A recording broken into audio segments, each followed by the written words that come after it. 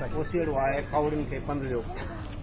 मोहतरम जनाब साईं हाजी शकील सचो साहिब, साईं मंजूर अहमद चांडियो साहिब, साईं नदीम पजीर साहिब, बदीन खायल मुंहिंजा दोस्त साईं मोहम्मद रमज़ान साहिब ऐं ॿिया बि दोस्त जेके साईं बदीन खायल मुंहिंजा उस्ताद प्यारा ऐं अब्दुल अज़ीज़ साहिब, हमदनी साहिब ऐं ॿिया जेके दोस्त बदीन खायल उन सभिनी जी महिरबानी।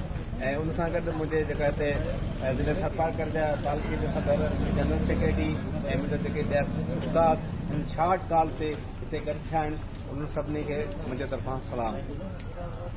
साईं मुंहिंजा पहिरीं ॻाल्हि इहा आहे त अब्दुल गफ़ार उस्ताद आहे, हू पंहिंजे कम सां गे जेके नवकोट ॾांहुं वञी रहियो हो त पुलिस दस्तगर्दी ही पुलिस दस्तगर्दी हमेशह ई रही आहे। असांजे टीचरनि सां हर टाइम ते हर मोड़ ते ज़ुल्म थींदा रहंदा आहिनि ऐं आऊं सलाम पेश कयां थो गफ़ार साहिब खे जंहिं पंहिंजो मौक़फ़ पाण सां जेका थियल ज़्यादती प्रेस क्लब ते वञी रड़ियूं कयो त साईं मूंसां ज़्यादती थी आहे, मूंसां ज़ुल्म थियो आहे। हिन जी जुरत खे सलाम आहे जो हिन पंहिंजे पाण सां थियल ज़्यादती ऐं ज़ुल्म जे ख़िलाफ़ वञी प्रेस क्लब ते पंहिंजो एहतजाज नोट करायो आहे। साईं गफ़ार साहिब असां सभु तोसां गॾु आहियूं ऐं सॼा सिंध जा उस्ताद तोसां गॾु आहिनि। इनशाला जेसिताईं गफ़ार साहिब तोसां इंसाफ़ न थींदो तेसिताईं इनशाला असां हिन रोडनि ते तव्हांजे हक़नि लाइ ढूंढंदासीं। जेसिताईं तव्हां सां इंसाफ़ न थियो तेसिताईं असां ख़ामोश थी घर कोन वेंदासीं। थरपारकर जा उस्ताद ऐं सॼी सिंध जा उस्ताद तोसां वाइदो था कयूं, इनशाला असां तव्हांखे हक़ ॾिराईंदासीं।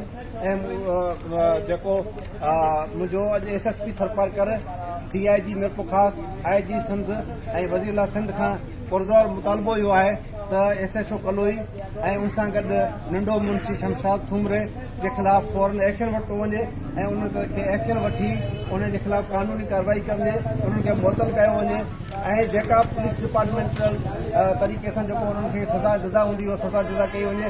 जेकर इहा सज़ा जज़ा न कई वई त असां तव्हांखे 2 ॾींहं जो टाइम ॾियूं था। 2 ॾींहंनि जे अंदरि जेकॾहिं तव्हां इहा पुलिस जा जेके ऑफिसर मुलवस आहिनि उन्हनि जे ख़िलाफ़ तव्हां कानूनी कार्रवाई न कई त इनशाला ख़मीस जे ॾींहुं 3 वॻे असां SP ऑफिस थरपारकर जे अॻियां एहतियाजी धरनो हणंदासीं। इनशाला असां तेसीं ताईं ख़ामोश कोन वेंदासीं जेसिताईं असांजे उस्ताद सां इंसाफ़ न थियो। महिरबानी तव्हां सभिनी जी।